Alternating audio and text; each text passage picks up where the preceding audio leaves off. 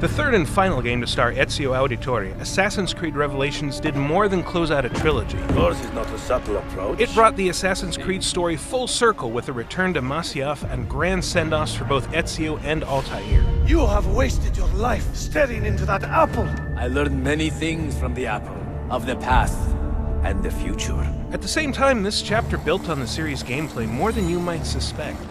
And while bomb crafting and hook blades haven't appeared in recent installments, Assassin's Creed Revelations brought some truly unique twists to the series' formula.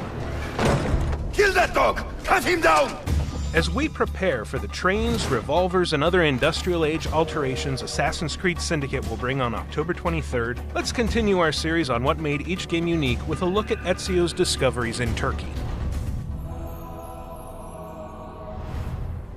Mio Dio, che meraviglia! Set just a few years after the events of Assassin's Creed Brotherhood, Revelations gave us a graying Ezio and an entirely new cast of supporting characters, including memorable charmers like Yusuf Tazim. The air down there is a little foul, but the rats are no bigger than dogs.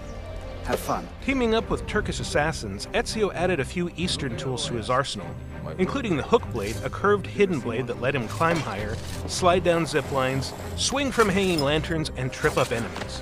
Ezio's Turkish cousins were also fond of explosives, and Assassin's Creed Revelations introduced a robust crafting system that let players mix and match bomb parts to create anything from timed, blood-spattering fireworks to squad-killing poison grenades. While future assassins haven't built any bombs yet, this was a precursor to the more expansive crafting systems we'd see in later games. I stand here and seeing my time I waste, but you who sit and smile at me. Right off the bat, it was clear Assassin's Creed Revelations was something different. Where Assassin's Creed Brotherhood looked a lot like Assassin's Creed 2, Revelations gave its characters and world a makeover. A few familiar systems were tweaked as well. Some, like the ability to see guard patrol paths with Eagle Vision, haven't been used since Revelations, while others were wrapped into future installments, including separate weapon wheels for ranged and melee armaments, and different guard factions who would fight your enemies for you if you led one to the other. While Assassin's Creed Revelations stuck with the single city design from Brotherhood, it took the unprecedented step of making almost the entire city of Constantinople open from the start. It seems a fine place to call home. The moment Ezio set foot in the Ottoman capital, he was free to explore without limitations.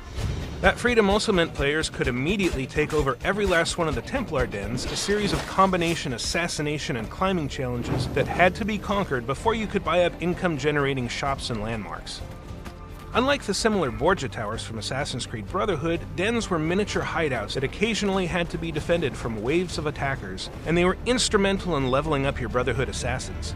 We fear she is responsible for the disappearance of several eminent men throughout the Empire. Each one could be secured by assigning it to an apprentice, which in turn opened up two-part assassination stories that let Ezio hunt side by side with his underlings. I will tail her from the street.